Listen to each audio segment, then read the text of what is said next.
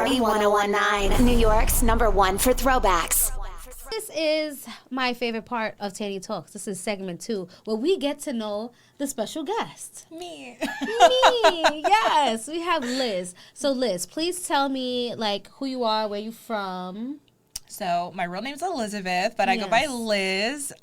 Miss White, if you're nasty. Yeah. And, I'm from South Carolina originally, born and raised. Moved to New York in 2018. Lived here for 6 years. I went to school for broadcasting. I realized I wanted to do that because high school I did the school news. Ended up loving it, clearly. You know. And I saw a thing when a meme or a post or whatever before, and it said that the kids that on the report cards that were told that they talk too much, what are y'all doing now? That is insane. I get paid to talk now, so I started young. That is so funny. I used to always have that talk too much in class. I always got in trouble too at home. Too. But, your teacher said you're talking too much. Even in high school, I had a teacher move me and this girl, and we still would talk to each other. There was nowhere my teachers could have moved me, because everywhere you would put me to sit down at, I was making friends or talking to somebody. It don't matter. Yeah, so that's that's where I guess where it all started. But why did you move to the city though? Why did you come to New York? When I lived in South Carolina, I worked at Fox. Hated it. Oh. No, I hated it. The job itself was cool. The atmosphere is not. And toxic work environment. Yeah, I was the only person of color in my section, and it showed. It's strange out here. Yeah. So and I got cut out the Black History commercial because I said I didn't like Trump. So, So I was, excited because I thought it was going to be on. I'm like, hey, y'all, the commercial's about to come on. It comes on. I'm not in it. I'm like, well, dang. Because the guy's like, you do know he supports, Fox supports Trump. I'm like, okay, I don't. So, but... Yeah, so that whole thing, I just realized I don't like news. I like entertainment. And news is always depressing. I don't even like watching the news. Oh, my God, news is so depressing. Yeah, I have Citizen app. Everything good on Yeah, news. I have, the Citizen app, and I used to, always be oh, my gosh. Now I'm, desensitized, low-key. But, so I don't... I like entertainment. So in South Carolina, where I'm from Charleston, and all we have is just regular news. There's nothing entertaining there. And so I worked at Google when I was there. I did 2 contracts with them, and I was a media personality for them, which was fun. But that, that was only for 3 months. Right. And so I'm like, well, it's either Atlanta or New York. Right. And Atlanta, I hate their traffic. Driving in it, it's every time I went, it's it would be 11 p.m. and why are there 8 lanes and everything's still backed up? So I didn't move there. So New York actually worked itself out. I believe in God. So I feel he ordered the steps, because I told myself I was a nanny. I did that too. And I was at work, and it was November 2017. And I said, God, I want to move to New York. Right. And I'm I don't know how, but I want to move the beginning of the year, because I want to start the year off fresh. Right. I kid you not, 10 minutes later, my old best friend or whatever, she called me and said, hey, I want to move back to New York. And she's I want to go February, March. And I'm just well, that was fast. I'm okay, well, I'm coming with you. I guess I'm going. Yeah, right? I'm coming with you. So I moved February 2018. And I'm not going to lie, I cried every day, for 6 months. Well, almost every day for 6 months. That's so sad. Yes, because I moved with her, but me and her don't ever live with your friends. You can become friends and live with somebody, but don't ever be friends with somebody first and then live with them, because it's a whole different ballpark. Yeah. Yeah, and me and her aren't friends now. So, but so I moved. I didn't have any family here. I have family in Jersey, but no friends, no family. I had to start scratch. Didn't have a job. So what year did you move here? 2018. I feel that's the year that I met you. No, I met you 2020. Was it 2020? It was right before everything shut down. We met at the Birds of Prey line. Yeah. Because both our friends were late. So, yeah, we met at the Birds of Prey movie. And I told you you remind me of Cardi B. Oh, yeah. Yeah. we were both in line waiting to go see the movie. And both our friends stood us up. Yeah, they were late. They were late. Yeah, they were late. They came They both came at the same time though, but they were both late. Yeah. But we were okay, so we're just gonna be friends then. Yeah. Because and we all sat together. It was cool. It was nice. But so I moved, and I feel that's the hardest thing I ever did in my life. I think was moving away from my family, because I've never been away to camps or nothing like that. I've been so you haven't that was that long.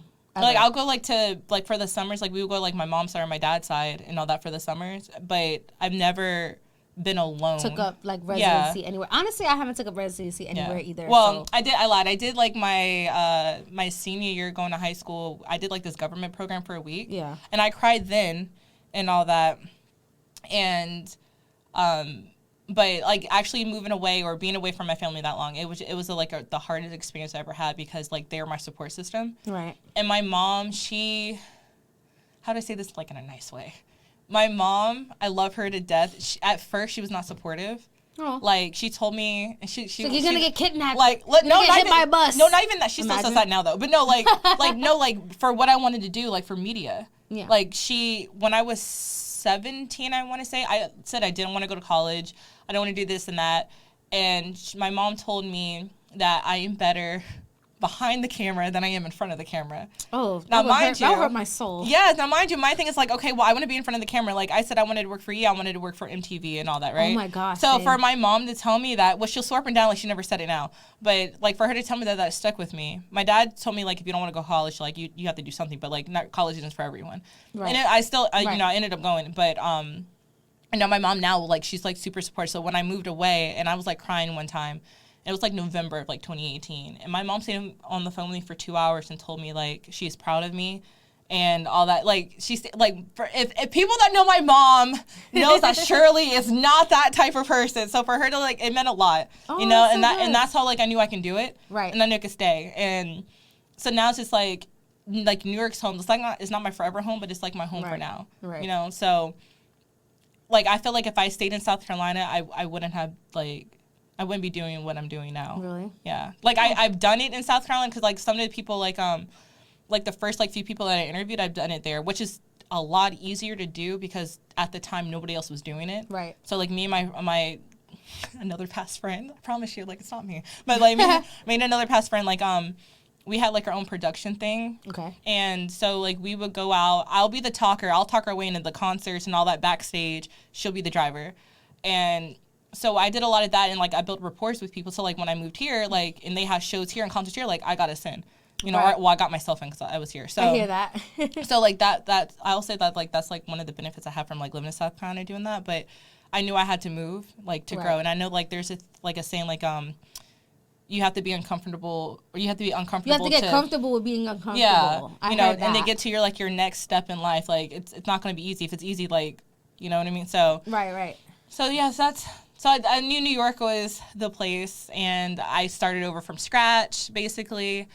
You know, there was a show I did. It was called, like, the Build series. It was, like, 20... I started I was going to ask, because I see you've done, like, a few TV shows. So like, TV shows, You did TV shows and shows, yeah? I did a few TV shows. So tell us your resume. Tell the people, they want to know. I think so technically my first ever, like, background show I did was, like, Army Wives. And they filmed that in Charleston. I was, like, 18 or 19 when I did that. Oh, nice. And I'm just, like, you literally just saw the side of my face. But I'm like, there I am. But when I moved I seen you in something, too. I'm trying to think. Was it Power? Black Ink? Oh, I did Black Ink, too, yeah. Yeah, I was like, because, like, I'm cool. Ink. I'm cool with Puma, so like he did me a solid because I told him I wanted to be on the show. Aww. So like he got me on. So shout out to him because I wanted to be on there. Yeah, but no, like my first show I did when I moved here, it was Rachel Ray. It was like a bathing suit segment.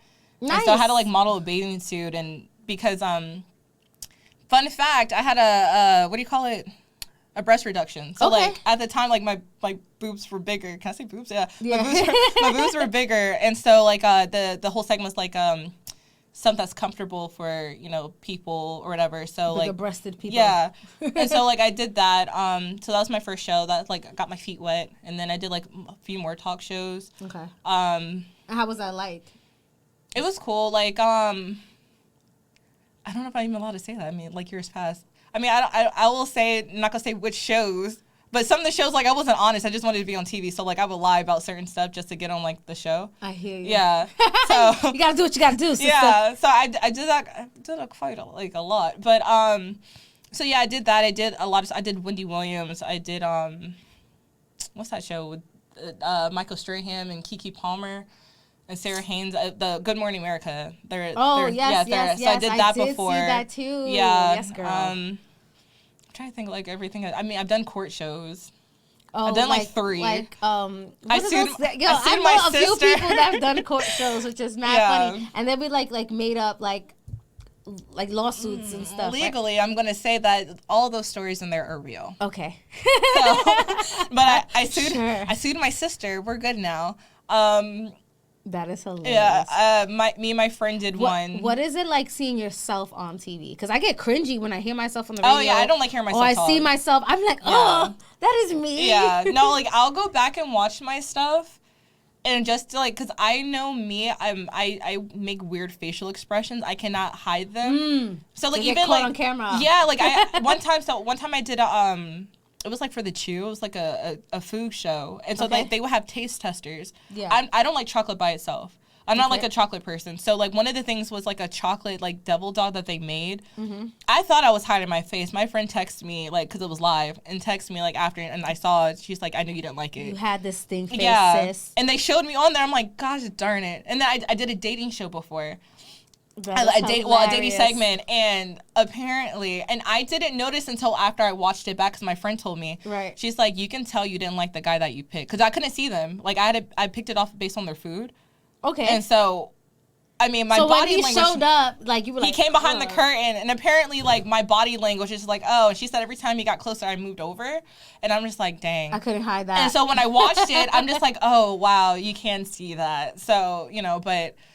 That is hilarious. So like I mean but doing like these shows like I try to I watch myself just so like I'll know for the next time like well try not to do this, try not to do that. Oh my.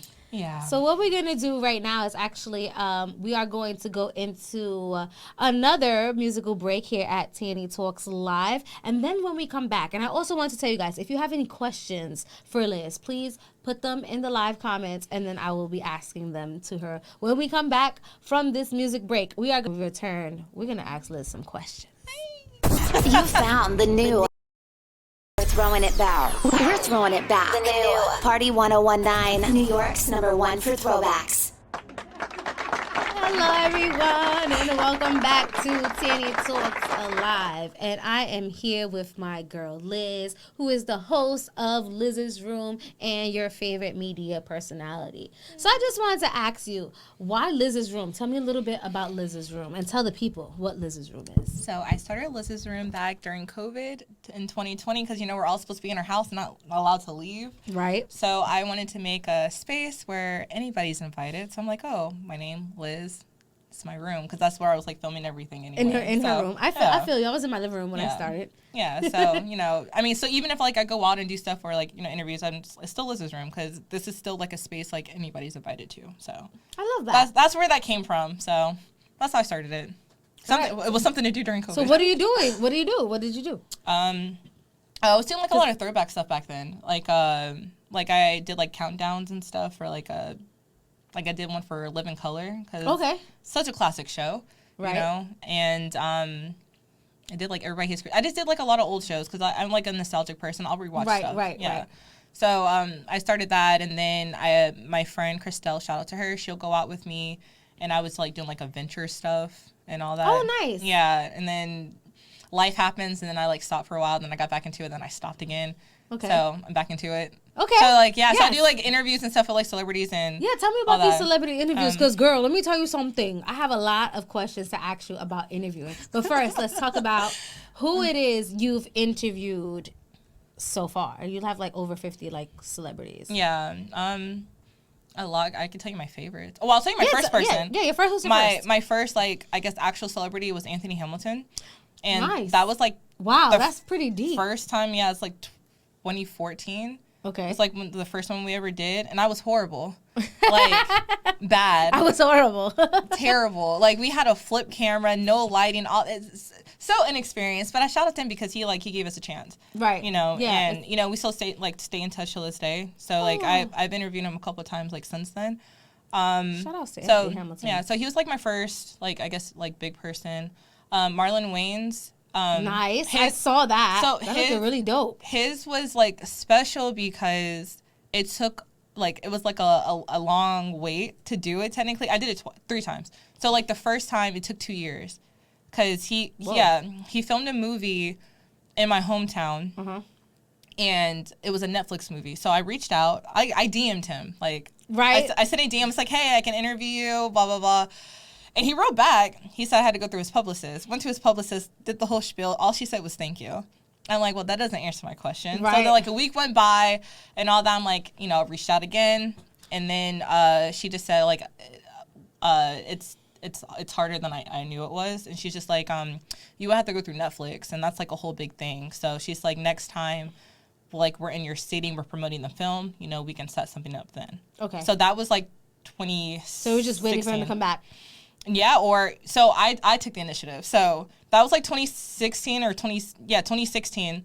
So I was a nanny and I was watching these Bad Behind kids for like a week because their parents went to Vegas. And I'm like, oh, I need a break. So I saw Marlon was coming to Charlotte, North Carolina. Right. And so I bought myself a ticket. Right. And I know how to play stuff right. So I did the second show because they're going to rush people out the first show. Right. And so I'm like, as long as I get myself there, I'll know like how to play a part to like meet right. up. Like, hey, like we talked online. Yeah.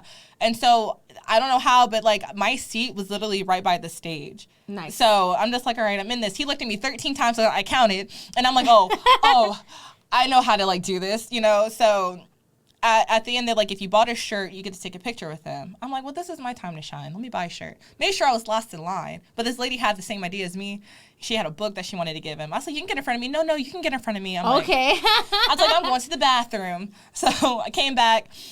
And I told him, like, hey, me and you were talking. I said it real fast. Like, me and you were talking on Instagram, and I wanted to interview you when you were in my hometown, blah, this and that. And then he goes, well, why didn't you? I was like, because I had to go through Netflix, and you were busy. He's like, I was busy. He's like, well, hey, next time I see you, you know, you can do it. And I looked sad, I guess. And he was just like, or you can do a quick 2-minute one now. So then his niece recorded it for me. Oh, nice. It was still horrible, but I edited it to where, like, I guess you couldn't like really say, because everybody was like, oh, I'm so proud of you. This came out great. I'm like, I think I did a terrible job. This is the hardest 2 minutes of my life. Yeah, and I think no idea. And I think I did like a terrible job, and I learned from that, though, to always be prepared. Yep. Yeah. So but I was still like an experience, you know. So I did that, and then 2 years later, I met him again at a show, and he's like, I remember you. But then he was like, DC. I'm like, North Carolina. He's like, same thing. I'm like, okay. Down south. Yeah. Pretty much. And so we followed each other from there, and then he's like, you know, tag me, whatever. So then he told me, he's like, if you ever need anything, like, let me know. You know, people always say that. Yeah, but I don't be believing that. But I give him credit. Like, he kept his word. Like, he actually gave me advice about moving to New York, too. So, like, nice. I give him credit. So during COVID, he just told me he said whenever he has something to promote, he'll do it. Understood. And so then he had like a Netflix movie with Kelly Rowland. Nice. And he's like, I can't do it in person, but I'll do it like online. So like we did it through Zoom. Did like a Zoom interview. Very nice. And so like I give him credit because after the show he's like, you know, again, like if you need anything, like you want to interview me now, I'm like, no, I just want to take a picture, send to my mom. You know. Nice. So like I give him credit. Like he's always been like supportive. I interviewed his niece because of that. Right. And then another person that I admire is Yvette Nicole Brown. Okay. And I got to interview her because I went to The View. Okay. And she was a guest on there. Okay. And so I found out, like, if you, like, maybe I shouldn't say that, but, like, there's a street you can go on where they come in and out. Yeah. And so I went over there, and because I wanted to interview her. That's the back entrance. Yeah. Yeah. So, like, so I wanted to interview her, so I, took a chance. I went back there. You see all the paparazzi people. I'm like, I don't want to get, like, categorized as them. And so I told her, like, hey, I want to, like, interview. What's the best way to go about it? And she's like, I saw you inside. I'm like, yeah. And she's like, here's my assistant's information.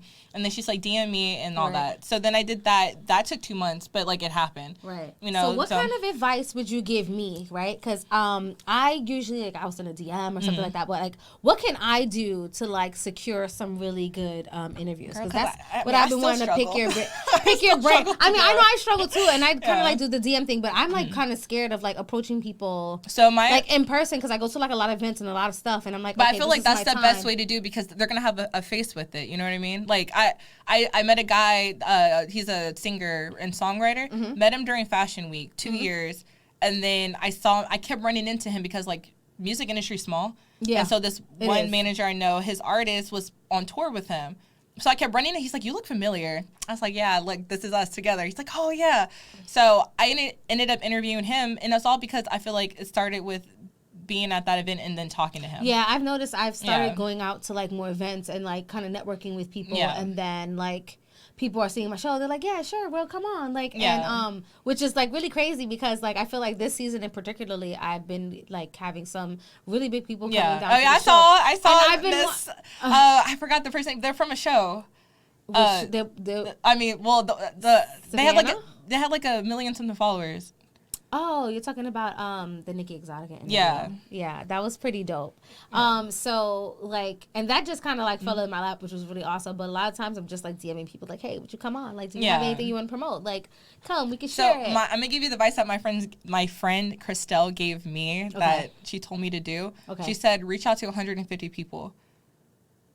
Like somebody has to say DMs yes. Or like any she told emails, me DM, whatever? email. So I did both. Right. So like she said somebody has to say yes. And she's like, so what I did, no. So what I did was how do you say IMDb? I always get the letters confused. Is IMDb, right? I know what you're talking. I think it's IMDb. So I get the pro. They have a trial version, so if you've never done it before. But you get the pro one. Find a person you want to interview. Their publicist and all that stuff is all there. And you reach out to them. Usually, I was told back when I first started out, they were go strictly to the person if you can. That's what I've been I did that for and that's been working out for me. Yeah, same, right? So I did that for Donnie McClurkin. But I've had some publicists reach out to me too with artist EPKs and stuff like that to get them interviewed. But I guess I gotta look into more publicists, guys. If you guys are a little tuned in. Holla at me, send me a DM. Yeah, but she told me so she said reach out to them, find a way to do that. So I got IMDb Pro. So I'll either DM people or I'll send an email or both. So if I DM them and I know okay, that's their page, I'll write it to them and then I'll say that same message but change it around to oh, he or she, and put their name in it and send it to their people. Correct. Yeah. Okay. So I did that way. That works. So but I feel for me, the best approach is if you do go to an event and you meet them and then do it that way, at least they have it in their ear. I want to interview you. What? No, even I just went to a Broadway show and this actor's in it, and I said, hey, because he was mad cool. This is my second time seeing the show too, but he was mad cool out there, and a lot of people left, so he was talking to us. Yeah. And I was I have two questions, and then one of my questions was I'll say, who do I have to go through to interview? And so he gave me oh, well, this is our. I don't like that. I feel like that gives a barrier. No, well, so sometimes it does, but sometimes you have to, especially for certain stuff. You have to go through them. There's protocol, I guess. Because they can't even if you try to get them, they can't take it technically. Yeah, no, they can't. I've seen that. Because take stuff. Even Nick Cannon, when I used to go to his show, and he was mad personable with people too. Yeah. He still owes me an interview because you said you would 3 times, and you gave me your publicist number. Mr. Cannon. Just waiting, but comment too, but so, with him, he couldn't, take people's stuff, but he's, he had to get a person to take it because they don't know what they're endorsing. That's true. Yeah, so, Is there anyone that you inspire to interview in the future? Can you give me, Zac Efron! Give me, 3 people that you want to interview, and why? Why Zac Efron? Zac Efron, number 1, he's my celebrity crush. I feel let me not sound too crazy when I say this. I don't ever fangirl over people because I feel it's a job. I have to be professional. Right. But he's the only person on the inside that I have fangirled over when I met him. Zac Efron. And that's the High School Musical that did it for you? No, this sounds really bad. It's when he was a serial killer, when he played Ted Bundy. That's what got me. That sounds really bad out loud. Oh my God, yeah. But the creepy stuff that Liz is into, my goodness. But so he's number 1. And it's just because you know how you can feel somebody has a genuine soul? Right. They're genuinely nice. You think he's genuine? Yeah, I could tell. And that's when I got a crush on him. But he was really nice. Yeah. He told me he had my hair, and I was half bald. I'm half bald now, but I was more half bald. I was more half bald. Yeah. He's I like your hair. And I was I like you. I like you. Right? That's what I said on the inside. That's such a fangirl thing. I like you. Yeah, but that's what I said on the inside. I was can we take a picture? He's yeah. And he was just so nice. And I'm just you know what? Shout out to you, Zac Efron. Because then when people were talking about him too, with when he quote unquote his face changed, I'm leave him alone. He's human. So who else? You got 2 other people to pick. Who are we talking about? Oh gosh, that I would want to interview. Honestly, Wendy Williams.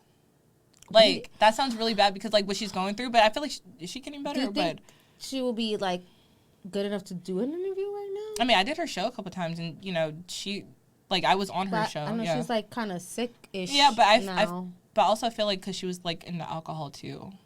Yeah. So I Wendy, feel we love Wendy. I do. Yeah. I would love to because I give her credit. She went there with a lot of people, but she sure did. She wasn't afraid to.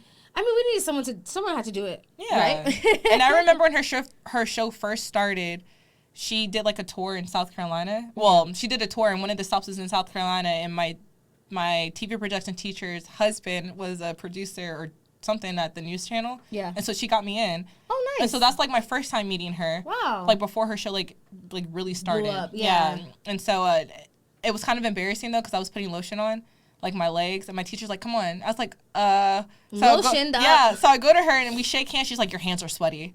I was like, no, just put lotion on them. She just looked at me. She's like, ugh. I was like, okay. But I liked her. Yeah, but I liked her. That's a real thing to say. Like, you know what I mean? Instead of just being shady and be like, that girl had sweaty hands. Yeah. So, like, you know. what I mean? And then, like, moving to New York, then going to her show. And she's like, I wore a dress one time. She's like, I really like that. I'm like, you want it, girl? You can have it. But, yeah, you can take it. You know, so it's just, she gave me dating advice, too. But it wasn't that good. And then who would be the third? Gosh, there's so many people. You know, I think I asked them a question on a show, like it was like an interview show, but like an actual like sit down interview, I think I would want to do would be with Regina King. Ooh. Yeah, you get Why? because for one, I mean she's done a lot. She has a long resume. And she's a black woman doing it. Yeah. Like, yeah. So she's in my top that I would like want to actually have like a real like sit down interview with. Nice. So. And where would you see yourself in the future? Married, not single. No, I'm sorry. Married, not single. So like I always told myself I never wanted my own show, and because I always felt like, oh, you know, you have your own show, eventually it's gonna end, you know, and I don't want to be the one to get canceled. So like I had that mentality. No, I had that mentality when I was younger. Everything everything has to come to an end. Yeah, right? I might as well have a show. Yeah. So like if I mean, you're gonna come to an end as a person in existence, yeah. at least you can say you did a show. Yeah. So like I mean that was my mentality when I was younger. Like I feel like now I do, but and then it's also like it doesn't have to be on TV, right. You know, because I keep hearing from everyone that like TV eventually is gonna end. Like you know like television shows like that, like talk shows and all that. Yeah, I want to have like a daytime talk show if possible. Like. Yeah, so, like, I want, like, fun stuff. That, like, I always had, like, this concept of a show that I wanted to do. I don't even know if I'm, like, I should even say it out loud, but... You probably... No, maybe I can, I don't know, manifest it or whatever, but I always had an idea of, like, interviewing people, but, like, in an unconventional way. And so, like, I wanted to do where, like how Bobby does it, like, weird, unconventional... Well, not even weird, just, like, fun stuff. Like, I always had, like, idea, like, oh, like, I love arcade. So, like, I want to be, like, an arcade, but, like, I'm asking them questions, but we're playing games. Or like each season would be a different city. That'd be cool. Like it gives hot ones. You know? Like or like go to an amusement park and all that. Like, you know, and I'm asking them questions. Like we're on a freaking like scary roller coaster or something. But I'm asking them questions. You know, like imagine being on a roller coaster trying to get an interview. Right, going down a hill like or going down a thing and then like ask them. You know, so like I want stuff like that. Like you know, skydiving. Like I want to do stuff like that. Like that's the type of show. Nobody steal this because like dating this don't copyright. This is my idea. But like you know. Yeah, so like I want stuff like that, like an unconventional like way of like interviewing people, getting to know them. Right. But like I feel like in conversation, but it feels like you're a friend, like hanging out with each other. Right. But like just doing like fun stuff. So I want stuff like that. Like that's the type of show that I would want for myself, and I that I will see for myself in the future. Right. So okay. Yeah. Well, I want to thank Liz so much for getting on Tany Talks Live. I'm happy to be here. Can I say that you're doing it too? Can I give you like props? Because you're doing it too. When I say like, oh, I look up to you, I look up to you too because you do your job so well.